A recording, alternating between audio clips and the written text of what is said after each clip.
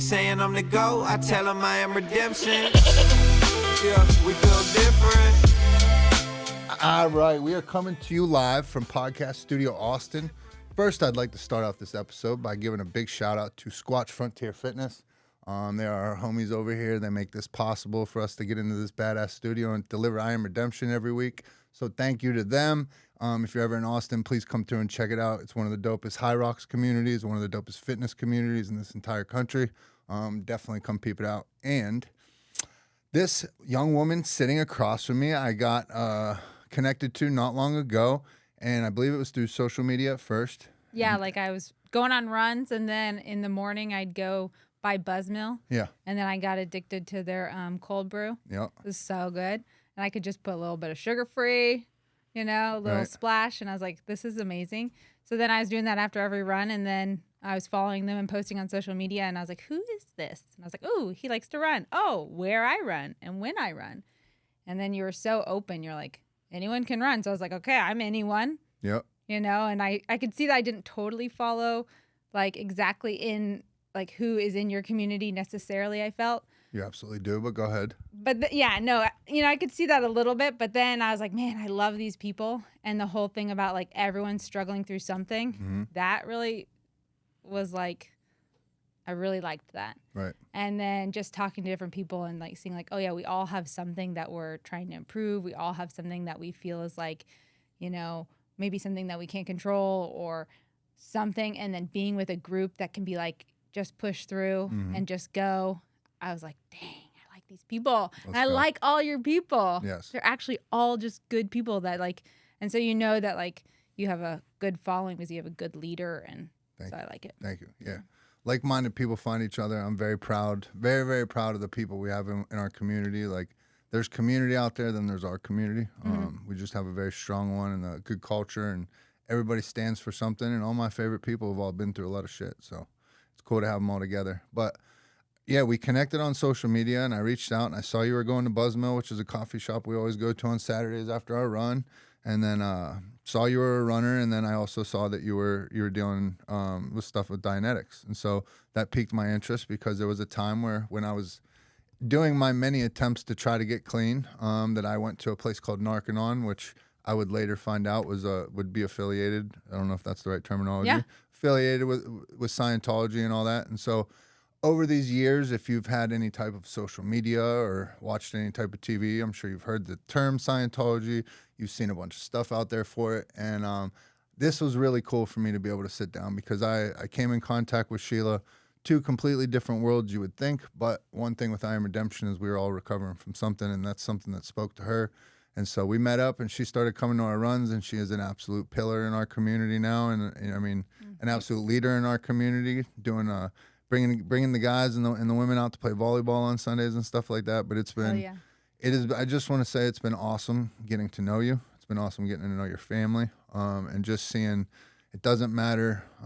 At the end of the day, we're all recovering from something, and anybody that understands that is good people to me. So awesome. I was excited to sit down with you today and dispel some of these things that we hear and all these people that want to judge and this and that, because at the end of the day, and I'll just say this at first, everybody goes through things in life, and everybody reaches out and tries to look for resources and tries to find things that will save them. And for some people, it's church. For some people, it's exercise. For some people, it's reading, meditation, a gajillion different things. And so as long as it's, helping improve somebody's life and it's not hurting anybody else, like, I'm all for it. So I'm excited to dig in a little bit and hear a little bit more about the inner world and everything, and how you've grown up and what you represent.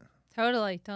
Well, yeah, like, one thing I will say is, like, mental health is, like, a big subject, but I give these lectures on Monday nights, and I'm always like, one of the key things I always tell people, I'm like, this is not on faith. Like, I don't want you to take anything I say on faith, and if it's true for you, it's true if you've observed it for yourself, and if it works for you.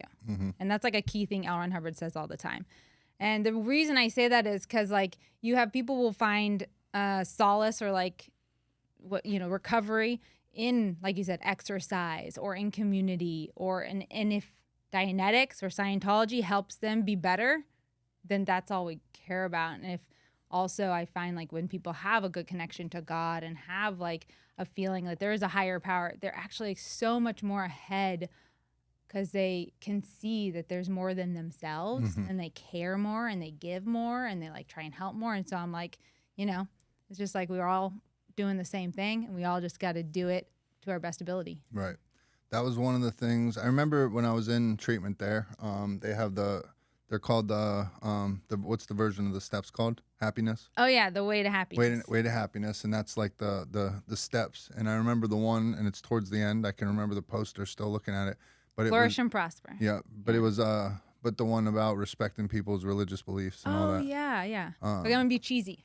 Yeah. Because I grabbed the book. Let's go. It looks like this. Came prepared. Not in front of my face.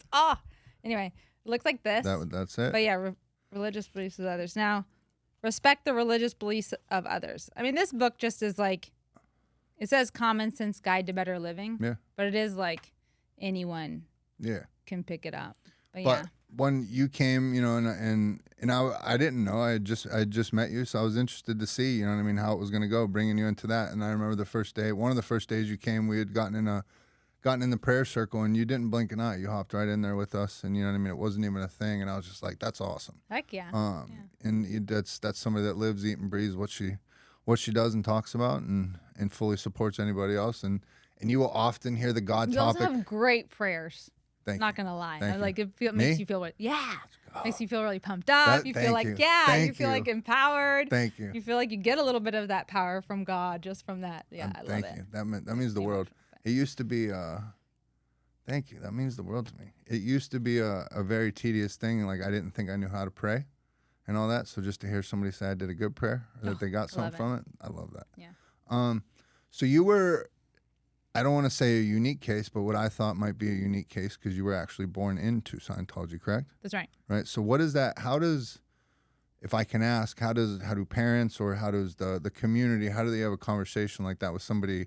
Do they start explaining like, hey, this is a little bit different way than what you'll see other people? Like, how do they introduce that to you that this is a little bit different style of what you're going to see any other place? Well, I feel like most parents in Scientology are sort of like, hey, sink or swim a little bit. Okay. A little bit. I mean, they can be like, yeah, this is a good idea, but it does require the kid to be like, I want to do this. Oh, really? Yeah. Okay. And pretty much, anyone has to be like, I want to do this.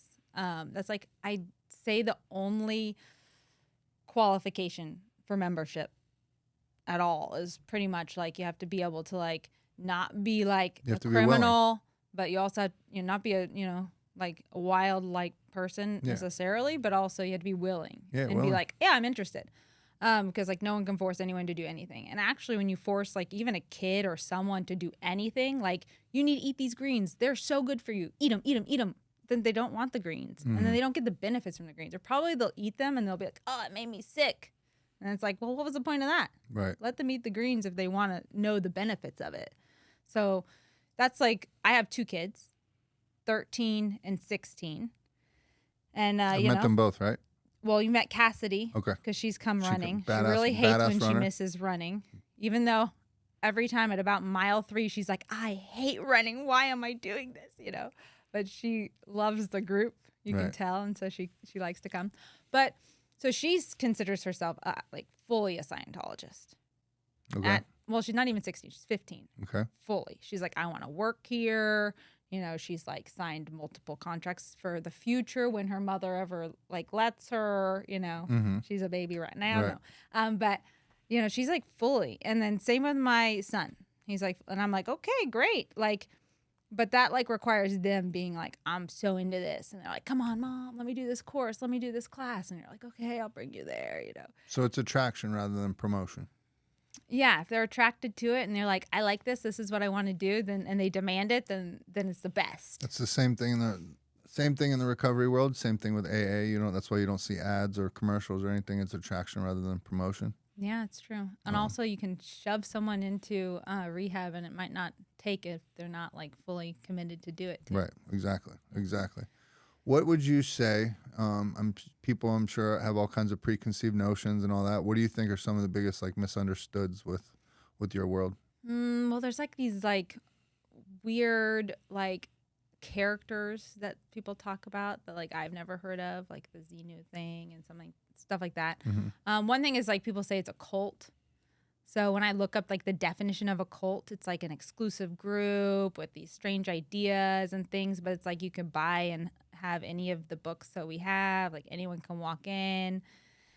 And I'm like, I've been working there for over 20 years at this point.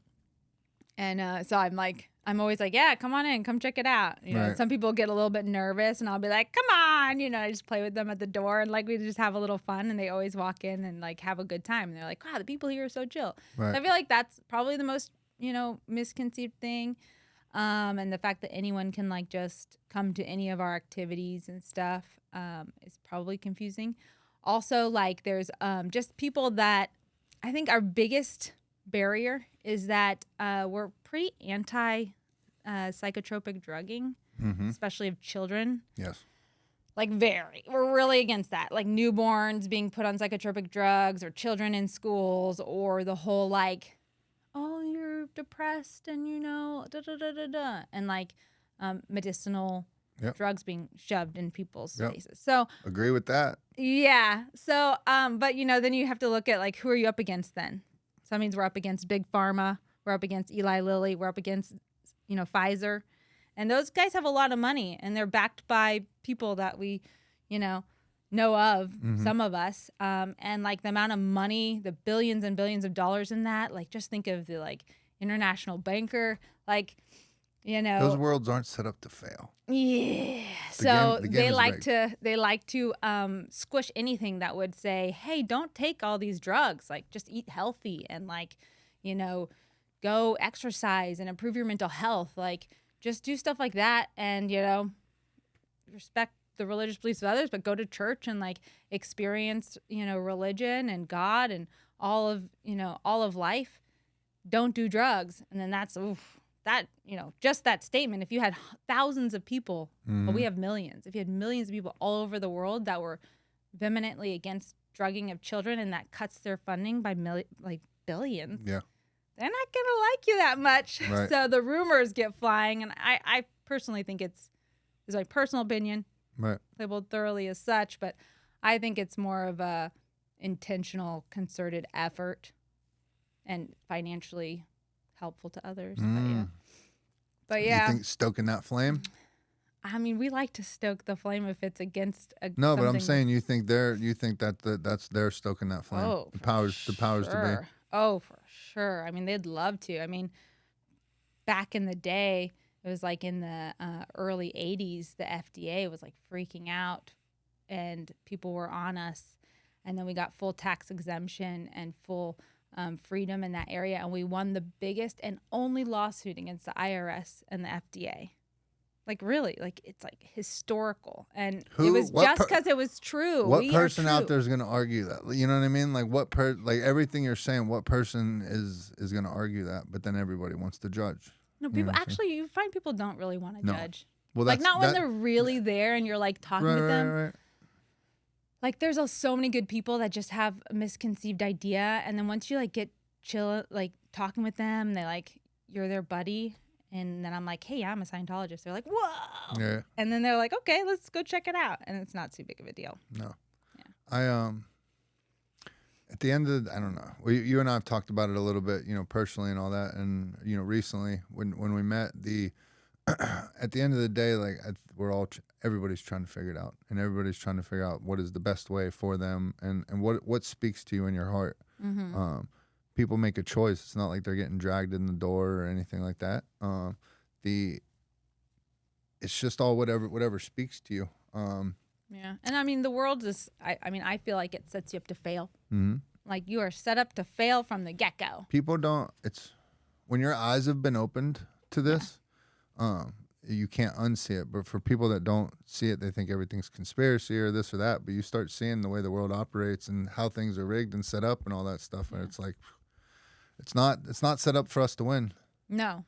Like you could start with even like just the educational systems. Yeah. Like those are, you know, if you look at, there's this lady, she's a friend of she's the mother of a friend of mine in Miami.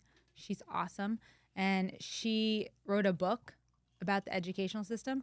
And she came and she spoke, at our Scientology church in Austin, and it was amazing. But she talked about how if you go back to the textbooks of 1911 or before Standard Oil. We're gonna get into any conspiracies here. We can go down anyway, it. But if you get, We can trust me. We can do it. I thought we could. But if you get into those textbooks, they're written so that the children understand and learn and can apply what they learn and become smart. Yeah. And then she tracked it, and there was a point where they intentionally messed up the school system and all of the educational materials to make stupid people who can't survive and flourish in the world, and to keep them controlled and down. So that's one, there's so many points where we can attack, like, as far as, like, I say attack, like aggressively improve or like go out and handle. And I think, like, the thing I'm most proud about of my religion, call it a religion, it's an applied religious philosophy, but the thing I'm the most I like that. Yeah, I mean, because it's applied religious philosophy, because, like, if you're Christian, Catholic, Muslim, we have them all. Like, everyone comes in. The Nation of Islam guys are awesome. They're super into Dianetics, and they, like, come in and they do whole events in our event center. I want you to elaborate on that a little more when you're done with what you're saying. Okay, yeah. So basically what I'm really proud about is just that we have campaigns, and we create campaigns, and we help fund campaigns to do all we can to, like, improve those areas that are being attacked. So, like, we have the Way to Happiness. So that's a moral code compass. And I can't remember what year, but we went to South America and saturated it with the Way to Happiness via their law enforcement, because at the time with the wars and the guerrilla, it was just, like, too crazy, and it actually handled the whole war scene. And now the government visits our, like, ship. We have, like, a ship called the Free Winds. Yeah, like, I've seen it. And they go and they visit every year, because it's just like they have now that help that they received. But, like, so we have that. We have the Way to Happiness, which helps improve crime rates. We have drug education. And I'm going to show you the booklet because I'm cheesy and brought my props. And all that is just, like, educating people. Yeah. Mainly children. And it seems what crazy. What a picture on there. What a picture. Good choice. Yeah. Good choice. I mean, it seems crazy to, like, we say, like, yeah, we go out into, like, schools and educate kids, but you'd be surprised at 12, 11, 13. You got to get them before they get to drugs. Trust me, I know. And it's not a say no program. It's an educational program. It's like, this is what this drug does. This is what it does for you. So, like, some friend comes up to them later in life and is like, hey, you want to party? And they're like, yeah, but I want to keep my teeth. I want my family. I don't want to die. So no. You know what I mean? Yep. So they can make their own choice. And then we have a human rights program, which actually uses the Declaration of Human Rights that Eleanor Roosevelt wrote. And we go to the United Nations every year, and we help push human rights. And we have Narconon, which you attended, which is, like, a completely drug-free. I think it's unique in that they don't use any drugs. Yeah. It's all vitamin supplements, and they have everything from withdrawal all the way through to, like, giving you, like you said, like, the 12 steps, but their 12 steps is the 21 steps of, like, the Way to Happiness. Yep. So it just, I'm proud of all those programs, because we're doing what we can to, like, fight that, and we have the Citizens Commission on Human Rights, which fights abuses of mental health. So, like, and that's intense abuses. Like, we take people to court, and we close down psychiatric centers if they're sexually abusing patients, mostly, and using insurance fraud. So, that's not cool. So, not at all. I will say, man, I didn't realize that where I was going when I went to Narconon, and I've told the story earlier on the podcast long ago, but was in Miami, had gotten into heroin, was at my wit's end down there, called my family, said I needed help. It was the one and only time that I was going to go to treatment. Got shipped off to a detox in Tampa and went in there, and they had started giving me some medicines, and my mom told me to do some research and find out where I should go. And I was kicking heroin. I wasn't going to do any research, and I just know a couple of people in there said they were going to Louisiana, and I was like, I'll go there. And then I showed up there and kept walking in these different rooms, and I kept seeing a picture on the guy on the wall who I didn't know who was. And then day 3, I was like, hey, who is this guy on the wall? And he's like, that's out on Hubbard. And I had no idea what it was. And so had heard things and learned something, but I mean, met a bunch of good people out there. And in all honesty, if it was anything that I would have actually applied when I got out, I probably would have done very well. But I was not ready to give up that lifestyle yet, and was just checking the box, I think, at the time to make sure I got out of trouble. But what I will say, and I don't know if I've ever told you this, they gave me I had a town pass where my family came in town and they took me out. Okay. Well, this is like beginning stages of me, you know what I mean? There would be years and years of addiction after this, so I wasn't ready. So they come and got me, and we were going to Bourbon Street, of all places to go. Gosh. Right? Yeah. And so on the ride, I had convinced my mom that I was a drug addict. I wasn't an alcoholic, and it was still okay for me to drink. Okay. And so throughout that course of that day, I ended up having a couple beers, went back the next day, I'm went sure walking. you saw somebody after you did that. No, didn't see anybody, but went walking back in the next day, stone sober. And as soon as I walked in the room, I didn't smell like nothing. Yeah. As soon as I walked in the room, they knew.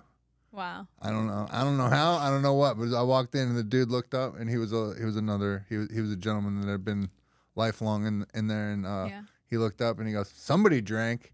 And I was just, and then I threw this big tantrum. I threw my book off the wall because they called me on my shit. Yeah. But I was there 4.5 months and relapsed the next day out, largely because I wanted to. Yeah. But, well, I mean, I've definitely known people to do the program. No, yeah, I'm not saying anything about the program. What I'm saying Yeah. is it's like any other treatment center. Like, if you actually apply the things when you get out, it's going to help you. Yeah. I just wasn't ready. But it was interesting. It was different stuff that I had never done in any other one.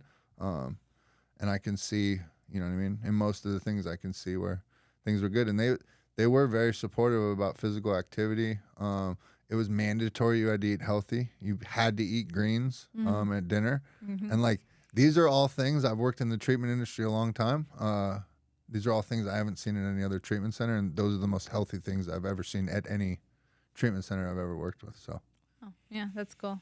Yeah, it's because part of the activity of the Narconon is a purification rundown, is what we call it in Scientology, and we deliver them in every church, because really the truth is like everyone has some sort of drugs in their body, if it's like medical drugs or even just radiation or poisons from food, plastics, microplastics, heavy metals, like everyone has something usually. And so we find, like, to actually even make headway spiritually and mentally, you got to get rid of the toxins that are like laying you down and like triggering you again as well, like physically.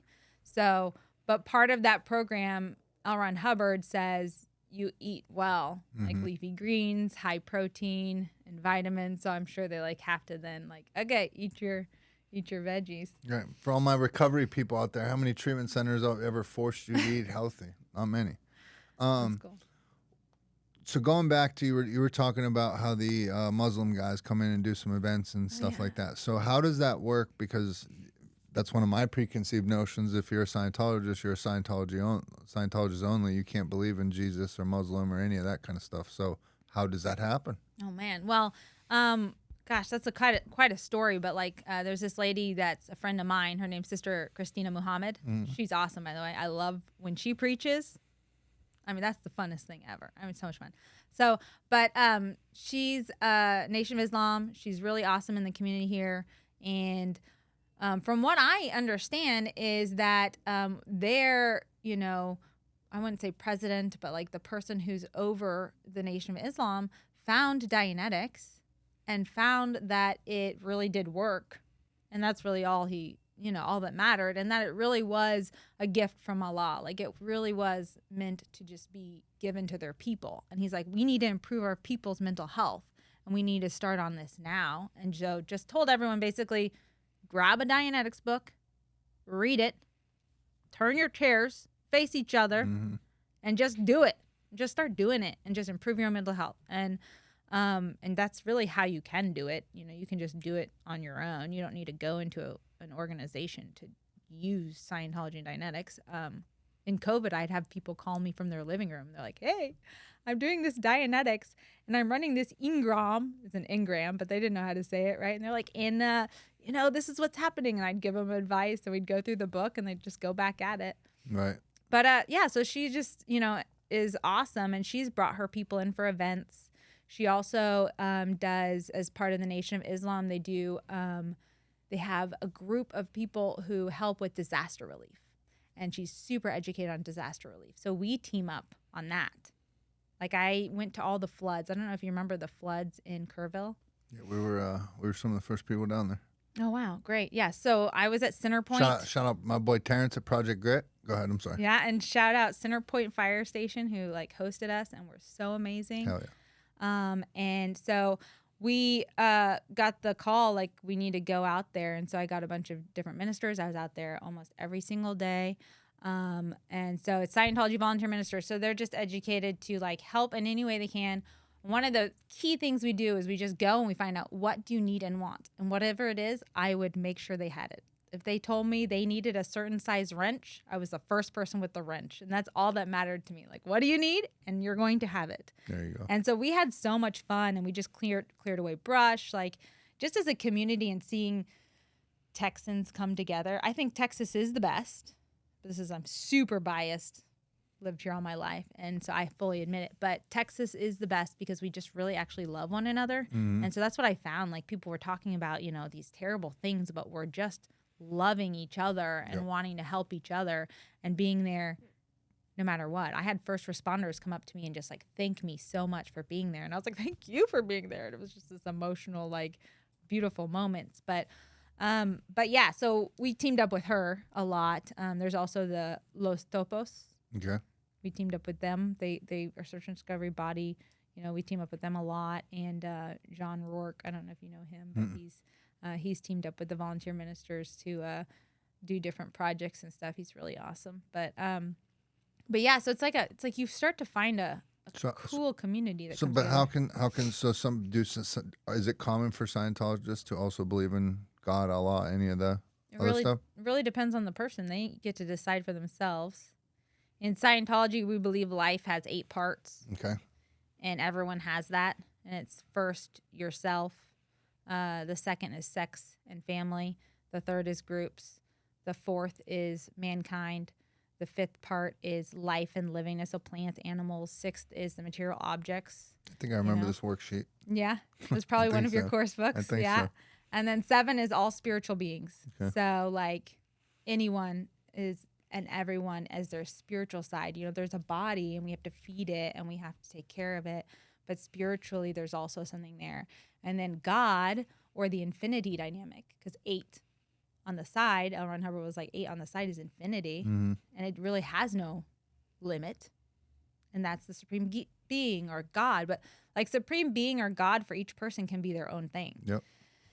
And, it's like in my lecture, somebody asked me last night, they said, do you have to, because you're a religion, do you have to believe something? Do you force people to have some faith-based belief? And I'm like, wow, I guess not. That's the one thing about Scientology. It's like you believe what you believe because it's true for you. And when you find it for yourself, if you're like Taylor, I love his like energy, but like he's like, he's found God and his communication to God, and he, prayers in the morning and takes his nature walks, and it is him, and it's so real to him, and that's so beautiful, and that's truth. And if it's true for you, it's true, and that's just the way it goes. Right. Yeah. How does and I don't know if you're allowed to add, if this is a bad question, you're allowed to ask this, but like, how does somebody like Tom Cruise, like, do you know, is it out there? How did he find Scientology? How did he find Scientology? I definitely don't know. No. But we have a celebrity center. Right. In Los Angeles. So a lot of celebrities, are referred there, Gotcha. go there if they need help with anything. But yeah, I do not know. It's same with like John Travolta. Like they're both just like really awesome and very capable, able people. But I don't know their like full background story. Yeah. It's been like my whole life Yeah. and some that they've been Scientologists. Like I know Grant Cardone's story a little bit better. Okay. Do you know Grant Cardone? Speaker, right? He's like a super Business guy? billionaire, Yeah. real estate magnate, awesome, and he talks about it all the time because he's like. No wonder Scientology's so good at real estate. No, I'm kidding. Yeah, because we all learn from Grant. No, but he's talked about like finding Dianetics and then how he just like totally expanded everything in his life because he was able to like improve his mental health, and then the story I always heard, which I don't know if it's true, that he just walked into a church. He's like, give me everything. Let's go. And I was That's like, cool. dang, okay. Like, so people tell me that story and I'm like, okay, you just, if you find something that works and you know it works, Yeah. then you just go full on. And so Exactly. he went, full That's on. why I feel the same way. That's why I tell everybody, I just put my focus on helping people. Good things keep happening, and I'm just going to keep riding that boat Yeah, that's awesome. for sure. For sure. So when did running come into your life? Are you a lifelong runner? Is this recent? No. No? Yeah, no, that was pretty like random. I started running last May. Oh, you just started. Yeah, so it kind of ties into Dianetics, but basically like Of course it does. it does. Let me just tell you, it is so random. I keep bumping this, but it's so random. But basically, I had this idea of like, what if we do a Dianetics run club? But I don't Okay. run, and so how am I going to get others to run and do a run club if I don't run? So then my brother-in-law makes T-shirts, Mhm. and so I call up my brother-in-law. I'm like, Jim, can you make me some Dianetics shirts that on the back have a QR code that people can scan it and go to my really cheesy website and buy a Dianetics book? I was super cheesy website. It's like says tap link and like it's like cheesy, right? And I was like, go to my cheesy website I made and like buy some Dianetics books. And he's like, sure. So then we design these T-shirts and I get them going. And then I like start calling my friends and like get a few people to do a run. And then I just was like, I love this. I love running. And there was that as a combo of also we wear a uniform. Mhm. So I wear like a white button-up shirt and like a black vest and black pants. And we get issued a uniform once a year. Okay. So I had my uniform and then I got issued a new one in January. And then I was like, I need a size 12. And I was like, oh, this is not good. Like, how I can't ask for another uniform. Like, I'm so fat. Can I have one more uniform? So I was like, this is going to dovetail great. So I was like, I'm not going to stop eating because I love Austin food, Mm-hmm. especially like biscuits and gravy. Those are Okay. like awesome. So I was like, okay. So then I just sort of made everything kind of dovetail. And then I just like fell in love with running and like the, ability to push yourself through pain or discomfort or like, sorry, my stomach is making noises. I don't know if you can hear it. But anyway, so the ability to push yourself through pain and discomfort and like, you're like, okay, I'm going to run and I'm going to keep going despite my body wanting to stop. Oh, I was like, that is so cool. So I loved that. And then getting others to do that with me. And I was like, oh, that's so cool. And then you find like, who cares? Like if you know that you can make it through anything and keep running, then you're kind of like hit things in life and you're like, well, who cares? Like, I'm not worried about it. I can do it. It's okay. Right. It's okay if I have this like, it's fine. I can just persist through that. So then I just sort of started tying that in, but it started with like, kind of with Dianetics. If you look on my Instagram, I have like a Dianetics run as the thing still pinned, but it's like run for mental health is what I kept saying. Cause it's like, it totally is. It's literally I think, what it great. is. Yeah. Yes. Yeah. It's fun when you catch the bug. Yeah. It's fun when you catch the running bug, and it's taught me so many lessons about life and about just everything else. And it's truly where I go do my best meditation, my best prayer, my best thought processing, cool downs, all the stuff. Like running just always fixes it today. Yeah. Fixes it. And today, like I was on my run, I had like 3 great ideas, and it's tough because I'm always like, should I bring my phone? Should I make a video? You know what I mean? And then if I don't bring my phone, I'll feel like I missed an opportunity to do that. But today it was like, nah, phone needs to go away. I just need to be either clear my head or think, one of the two. And I was able to do both. And it's just like, there's never a time that you're going to be mad you went for a run, but you're always going to regret when you don't. That's true. That's true. And For what I sure. learned with running with I Am Redemption is you can run with people and talk at the same time, and it's better than music. Telling you. Now I don't even want to listen to music while I Telling run. you. I'm just like, where's a buddy? Where's a buddy? And so I like find random people to run with Yep. me. I'd rather talk to someone on the phone than listen to music now. Something about it is like just so much more fun. Yes. Keeps your mind off what you're actually doing. And then it even helps if you notice if you ever watch a military movie, when they're running in formation, you hear them doing their yeah. they're called jodies, the little song down Yeah. by the river, doing all that. It's just to get you to talk and continue to build up your lung capacity and everything. So it's actually very beneficial to be talking while you're running. Yeah, I couldn't do it at first. I was like, these guys are crazy. Nah.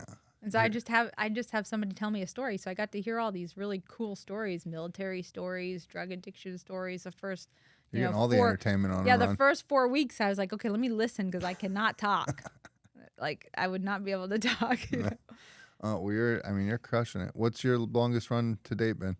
Okay, so finally I had some friend reach out on Instagram. I was like, okay, I'll run with you. And he's like, let's do a full 10 miles. Yeah. And he had never done it. Uh-huh. And so we went around the whole Let's go. lake, and that was so beautiful. And so 10 miles. In all honesty, the first time I did a 10-mile run was one of the biggest wins. I remember I was jumping up and down. I felt like I could conquer the world. Yeah. I was like, I just ran 10 miles. That's how I felt. And then it was like then I think once at that point, that's when I started to realize like, oh, this is all mental. Yeah. It's just, can I push through this mentally? And once you run for long enough, you know it's peaks and valleys, and you're always going to come back up out of the valley. You just need to get through it.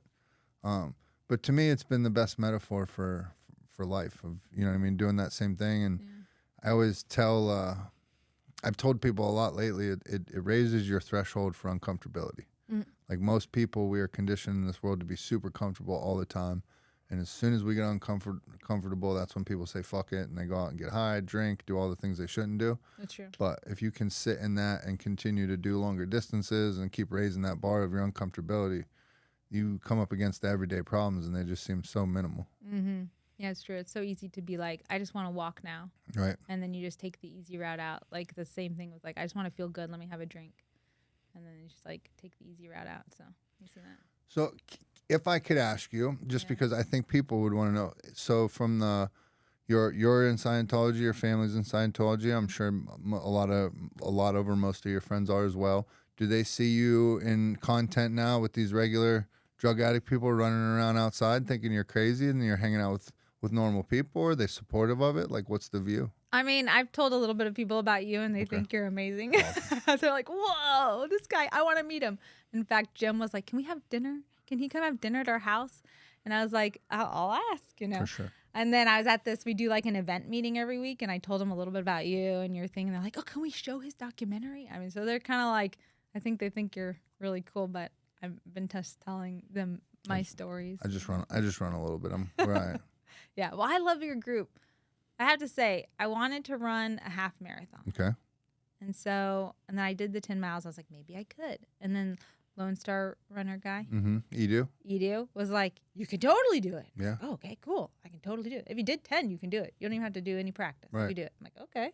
And so then I'm sitting at Buzzmill after a run, and they're all like, you need to be do the marathon in February. And I was like, damn, these guys are cool. So I think it's like also like surround yourself with cool people, and everyone will see that like, wow, these are really cool people, because they all support you. Like, we all rise together. Yeah, it's so cool.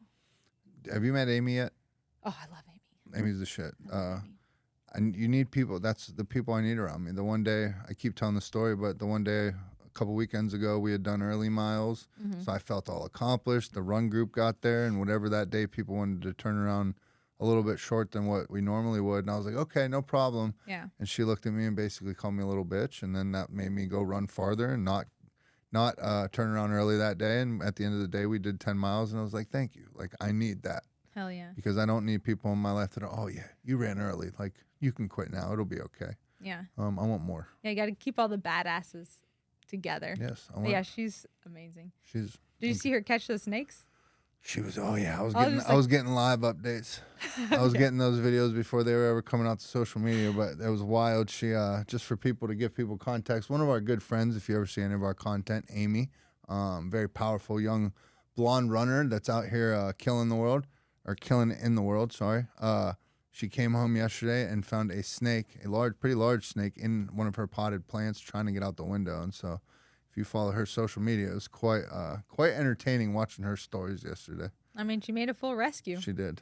Yeah. About 16 videos later, and a cooler and all the equipment on. But she did it. What has been some of your experience just kind of getting involved in our community, hearing some of the stories and seeing some of the people? You've been coming a while now, so you've seen a little bit of transformation, but like, what has it been your experience coming in and meeting some of these people? Oh man. Well, it's really cool because I don't think I've had that much experience in the area. Like, I grew up pretty, like, definitely no drugs or anything, like pretty, I would say sheltered, I guess. Mm-hmm. I'd say we grew up sheltered. And then I'd been doing Scientology for a long time, so I've met all types of people. But by the time they come into Scientology, usually they're like through Narconon, they're fully rehabilitated. You know, we just like whatever happened before. They're with it. Yeah, and like whatever happened before, that's one thing. It's like it doesn't matter what somebody's occurred in their life before, you can always make good anew. And like that's kind of a basic principle. I know it's like, of course you're gonna run into trouble out there. And so the fact that you're like just willing to like do what's right and like get to the next level and be the best that you can be, you're good, right? Mm-hmm. So like so then because of that, I guess not getting into like where people have really gotten to and like what's gone on in their life. So then experience that has been really interesting. And experiencing the sober community has been really interesting. And so what I found is I get people at my lectures a lot. They start telling me about these things. So I do these lectures every Monday night. And even like last night and the night before, I keep running into people who are like, oh yeah, I live in sober living. And I feel like I have so much more understanding and reality and compassion, and I'm more impressed, I'm like, oh, I'm more impressed, like, oh, I know what that is, I know what you've been through, I really get you. And then they're always impressed that I understand them, and it just makes more love, like more affinity and more care for each other. So that has given me a lot, because it's really helped me to get to see that and also be able to relate to them and relate Dianetic Scientology to where they're at. And like it's just been very helpful actually in that, like, that I have that community too now. Right. Yeah. It's very it's cool. It's comforting when you know somebody kind of gets it a little bit and they understand it a little bit. You're a little bit more at calm. At least for me, when I especially stepping out into the running world, you show up and everybody's got their shirts off. You think everybody's got it all figured out in life. So it's just an insecure time. So when you can, one of the reasons I wanted to start the group is just to be that bridge for people to not be so intimidated, to be able to come run with cool people that are open-minded and supportive and just there to run with everybody. Yeah. Not just be out there to set speed records or anything like that. Yeah. So how are we feeling about the marathon? I mean, I want to do it. You do? Oh yeah, I'm doing it. I want to do it. Yeah. That's what I like to hear. The only thing I'm concerned about is the time it would take.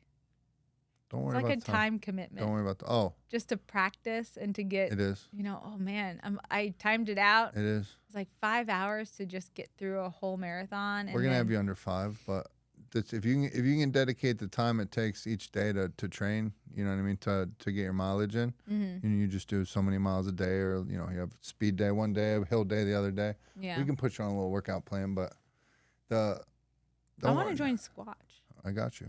That looks cool. We could do that right after I've this. never been in a gym before. Like, never worked out in a gym, really. So We can show you anything you need to know. yeah, I think that might help. But also just if I like once a month can do like a 15-mile, occasionally I think I can be like, okay, I got this. So we'll see. You and I could go out and do that right after this. Just like, go. You could do it. If you're running 10, you can do 15. No, at the end of the 10, the person I was running with and myself, I went, I could do 13.5. So I felt fine. That's how it happens, Yeah, right it's there. weird. That's how it It's happens. addicting. I'd be in all these ultra marathons, and I'd be in the middle of them, or at the end of them, like, well, I'm never running this far again. I'm good. I'm done. I've proved everything I needed to prove. And I'd wake up the next morning and be like, I could do the next one up. Yeah. And it just kept going and going. But once I remember it hit 50K, 100K, then that's when I was just like, I can do anything right now. It was the most empowering feeling ever. Would you say you kind of harnessed that, like the same like thing where you're like go over the top into, this might sound weird, but like where you Replacing go over the one top addiction into for drugs? another? Yeah. Like where you can go so hardcore into one thing and just like, go like destructive, or you can go completely constructive, and you can choose like either you're like a go-getter or not. Like sometimes I think some of these guys that did like run into drugs and things, I see that they were go-getters and they were like, raw. Yeah, I was a go-getter in both worlds for sure. Yeah. Yeah, I think it's very powerful when you can channel it. The key is being able to learn balance. Yeah. You know what I mean? I say it quite frequently. Like, you take a look at Michael Jordan, Michael Jordan, Kobe Bryant, guys like that. Mm-hmm. Those dudes are. It's an addiction. It's an obsession. You know what I mean? It's the same repetitive practice over. It's the same thing. It taps into the same brain. I think I just happen to, basketball was my addiction at first, young in childhood, and then I lost that at a sophomore in high school, pretty tender age, to be questioning your identity. And so that's why I wanted to be around people that were having fun, all the girls, supportive, like, oh yeah, I'll party a little bit. And then that starts giving me the confidence that I was losing from not playing basketball and having that identity. Mm-hmm. And then that's why it just kind of went in that way. Yeah. I forget where I was how did we even get into that? just because like when you run and you're just running, you can just like Oh yeah. just want to just keep going, keep getting more, like not stop. It's like When you get kind of passionate. it started building confidence, it definitely brought out the competitiveness in me again. That it had been a long time since I felt that. Mm-hmm. And so you start showing up to, these big community runs, and there were people that I was being competitive with that they didn't know, but they were people I knew were faster than me, and I was chasing them. And then there were runs where it's like, all right, I'm getting him now. Who's next? Yeah. And so it was always a good way to continue to like be able to dig and push myself. But you can't put all your eggs into that basket, because if you get injured or something, then what? And so I had to learn balance with everything. So luckily I found the gym, I found recovery, the 12 steps, I found God, you know what I mean? All these different tools that when things are going bad, I can draw on from now. Yeah, that's awesome.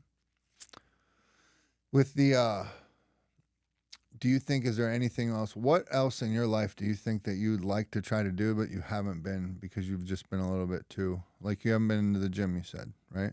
Yeah. I know what got me running in the first place and away from the gym was the fact I didn't want to go in there and feel like I looked dumb and didn't know what I was doing.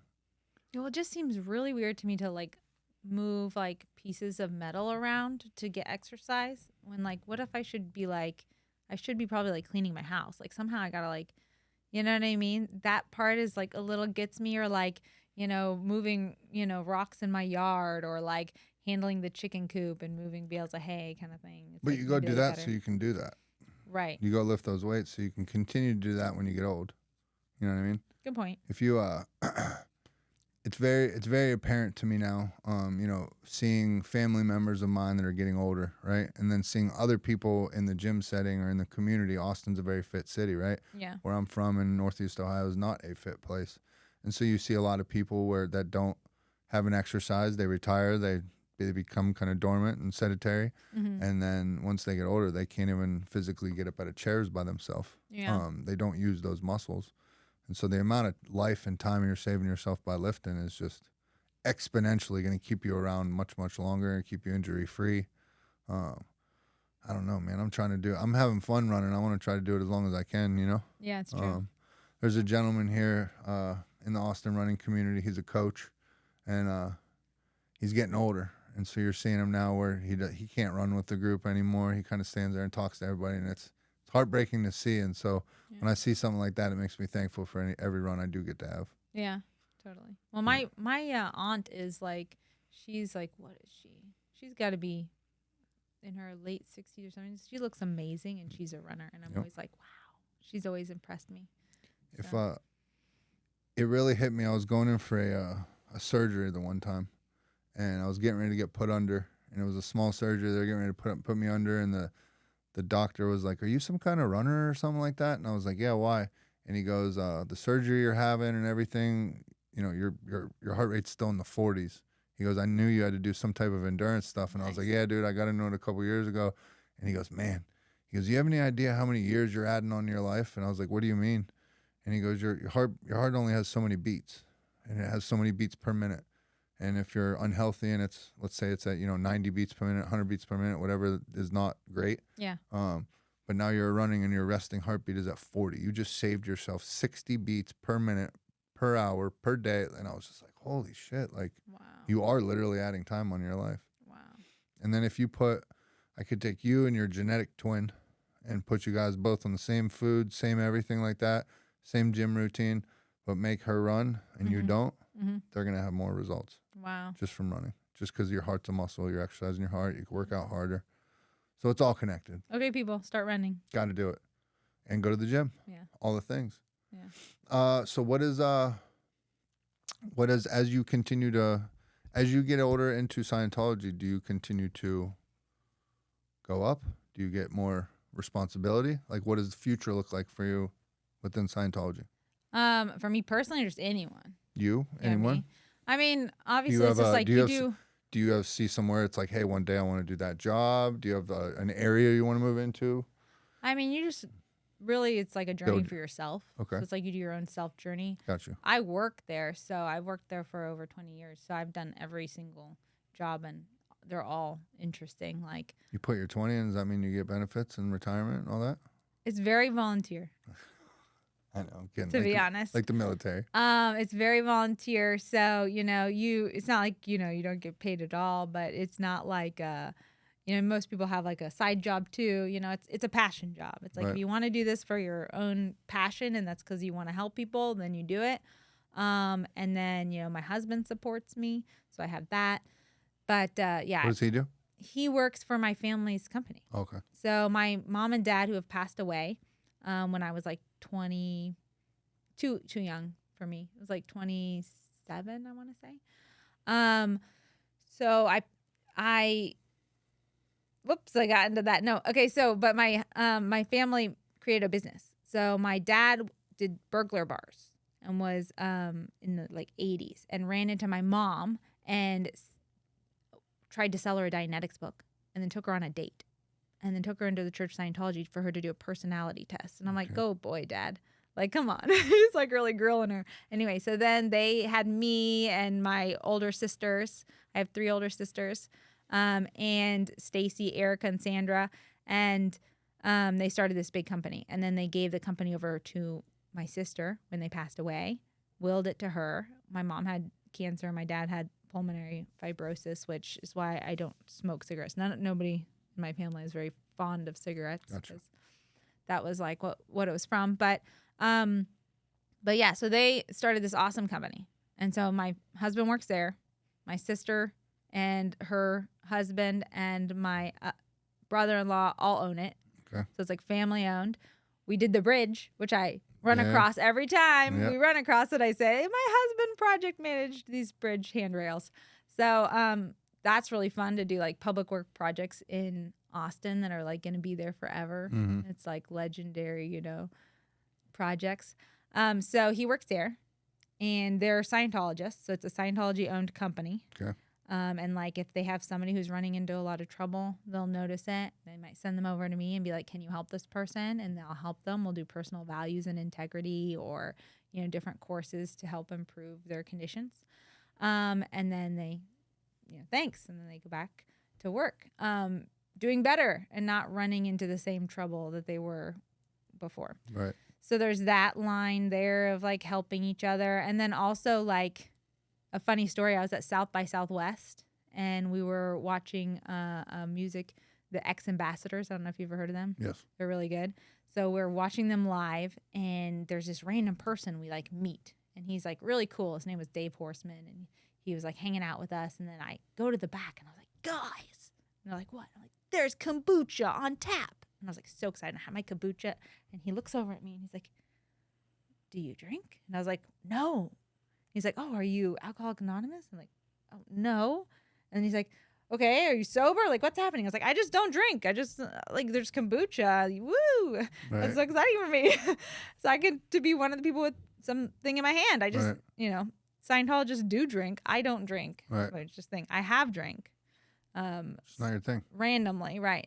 I don't like feeling slightly not aware of my environment. That's my thing. Like, I'm like, ooh, that feels weird. Why am I doing that? Gotcha. But anyway, so he was like, oh, and so he started telling me his story, and I found out that he was having trouble getting a job because of his past. And he's like, I have to lie on my resumes and blah, blah, blah. And I was like, oh, you don't have to lie on your resume. Come work for Cody Builders. He lived in Houston. Like, come work for my family's company. And he's like, why? What? And I don't have to lie? And I'm like, no. They will be happy to take you. You just say that you've changed. To be like, I used to be a drug addict and an alcoholic and all these things, but not anymore.